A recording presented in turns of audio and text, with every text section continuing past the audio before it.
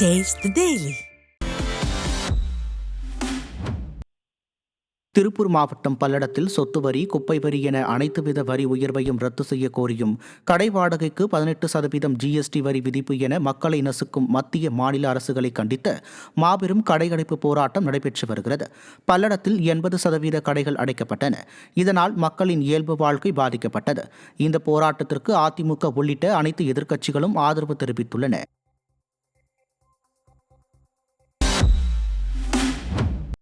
திருவண்ணாமலை அடுத்த வேங்கிக்கால் பகுதியில் விசிகவினர் சலூன் கடை ஊழியர் மீது தாக்குதல் நடத்திய சம்பவம் அதிர்ச்சியை ஏற்படுத்தியுள்ளது. சமுத்திரம் காலனி பகுதியைச் சேர்ந்த அஜித்குமார் சலூன் கடையில் பணிபுரிந்து வருகிறார். இவர் கடையின் வெளியே நிறுத்தப்பட்டிருந்த தனது இருசக்கர வாகனத்தை எடுக்க முயற்சித்த போது அருகே நின்றிருந்த கார் பின்னோக்கி வந்து இருசக்கர வாகனத்தின் மீது மோதியது. இதுகுறித்து கேட்டபோது காரில் இருந்த விடுதலை சிறுத்தைகள் கட்சியின் நகர பொறுப்பாளர் அருண்குமார், மணி உள்ளிட்ட 4 பேர் அஜித்குமாரை சரமாரியாக தாக்கியதுடன் கொலை மிரட்டல் விடுத்து அங்கிருந்து தப்பிச் சென்றனர். ஆளுங்கட்சியின் கூட்டணி கட்சியினர் என்ற மமதையில் இதுபோன்ற அராஜகத்தில் ஈடுபடுவதாக பொதுமக்கள் கண்டனம் தெரிவித்துள்ளனர்.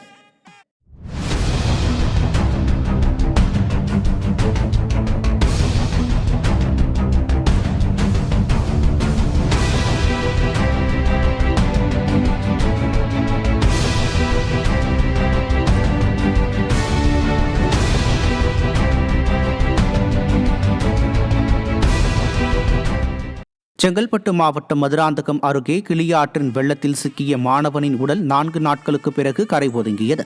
மதுராந்தகம் ஏரியின் உபரிநீர் வெளியேறும் கிளியாற்றில் கடந்த 15ஆம் தேதியன்று மாணவன் புவனேஷ் குளித்துள்ளார்.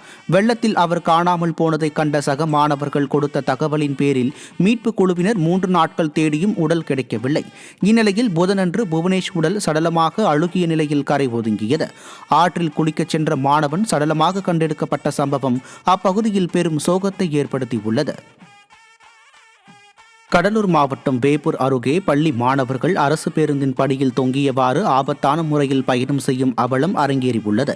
எடையூர் கிராமத்தில் இருந்து கண்டப்பங்குறிச்சி வழியாக விருத்தாச்சலம் செல்லும் அரசு பேருந்தில் பள்ளி மாணவர்கள் படியில் தொங்கியவாறு பயணம் செய்தனர். நிர்வாக திறனற்ற ஸ்டாலின் ஆட்சியில் போதிய பேருந்துகளை இயக்காததால் மாணவர்கள் ஆபத்தான முறையில் பயணம் செய்வதாக குற்றச்சாட்டு எழுந்துள்ளது. மேலும் பள்ளி நேரத்தில் கூடுதல் பேருந்துகளை இயக்க வேண்டும் என அப்பகுதி மக்கள் செங்கல்பட்டு மாவட்டம் செய்யூரில் ஆக்கிரமிப்பாளர்களின் பிடியில் உள்ள 1000 ஆண்டுகள் பழமையான கோவிலை மீட்டு புதுப்பித்து தருமாறு ஸ்டாலின் அரசுக்கு பொதுமக்கள் வேண்டுகோள் விடுத்துள்ளனர். செய்யூர் வடக்கு வீதியில் உள்ள சோழ மன்னர்களால் கட்டப்பட்ட 1000 ஆண்டுகள் பழமையான சிவானந்த வள்ளி சமேத கைலாசநாதர் திருக்கோவில் முன்புறம் ஆக்கிரமிப்பு பிடியில் உள்ளதாக குற்றச்சாட்டு எழுந்துள்ளது. ஸ்டாலின் அரசின் இந்து சமய அறநிலையத்துறை அதிகாரிகள் கோவிலை மீட்டு பொதுமக்கள் வழிபாட்டிற்கு கொண்டுவர வேண்டுமென கோரிக்கை